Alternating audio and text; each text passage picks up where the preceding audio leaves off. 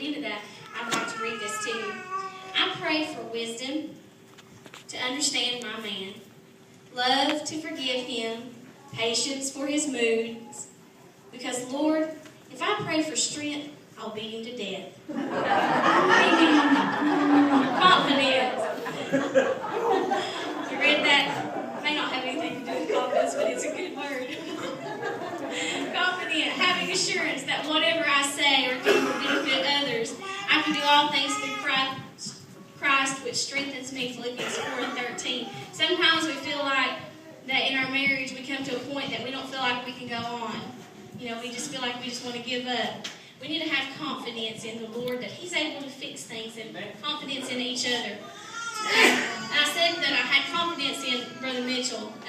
Lots of times he's made decisions, and I've been like, oh man, are you serious? But I put my confidence in him.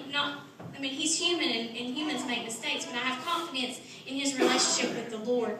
That, when the Lord tells him to do something, he does it.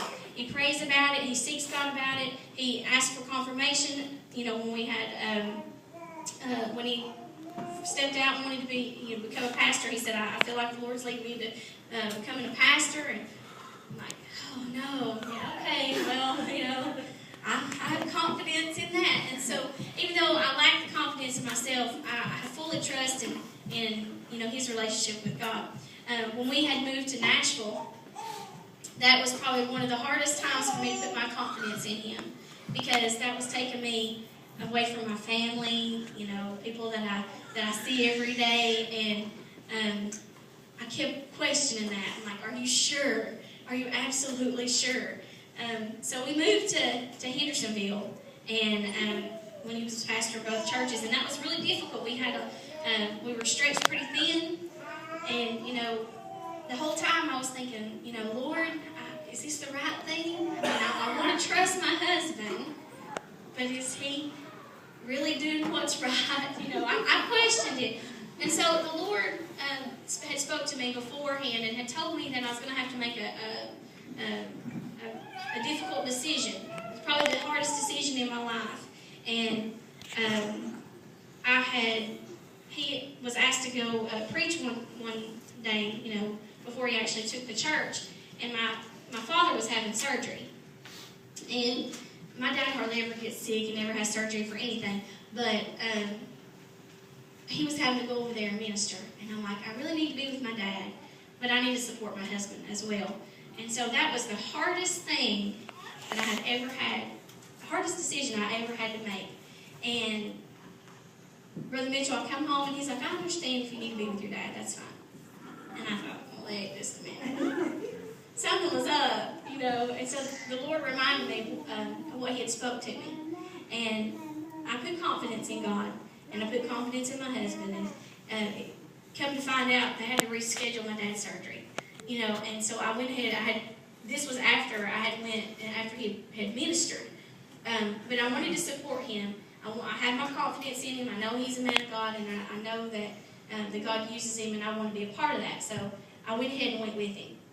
And later, when he took the church over, one of the former pastor comes over to me and he says, which the Lord had already been speaking to me and showing me different things, and he reminded me about the story of Abraham. And he said that, now I know that there's nothing that, you won't hold back from me. And so I'm glad that I put my confidence in my husband, even though in my flesh I was questioning it. We learned a lot the time that we were there. We learned that we're capable of doing more than what we thought we could. We travel back and forth, we go over there, and then we drive back and forth, and it put a strain on us, physically. But the Lord showed us that, there's more that we can do. We also saw the benefits of spending the time together. A 3.5 hour drive, you have to, it's lonely if you're not talking. If you're mad at each other, if you're driving back and forth, it's a long drive. So we were forced to spend time together, and we needed that time. The Lord was trying to work something in us. And the Lord took us out of our comfort zone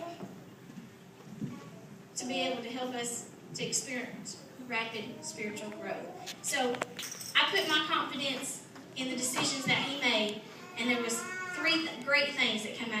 more than that. But that's just 3 things that we gained from me putting my confidence in him. And I can look back and see, if I had, fussed and whined and complained, no, I don't want to go, and had just been stubborn and not had went with him, I would have missed out on those. And I would have missed out on the most important thing, that while we were there, my daughter received the Holy Ghost in one of the revivals that he had there. And had that not happened, had we been here, I may have missed all that. It may have took us a lot longer to get to where we're at. But be confident in your spouse and be worthy of your spouse's confidence. And that's important. That you don't just put your confidence, but that you're worthy of that confidence. Don't take your spouse for granted.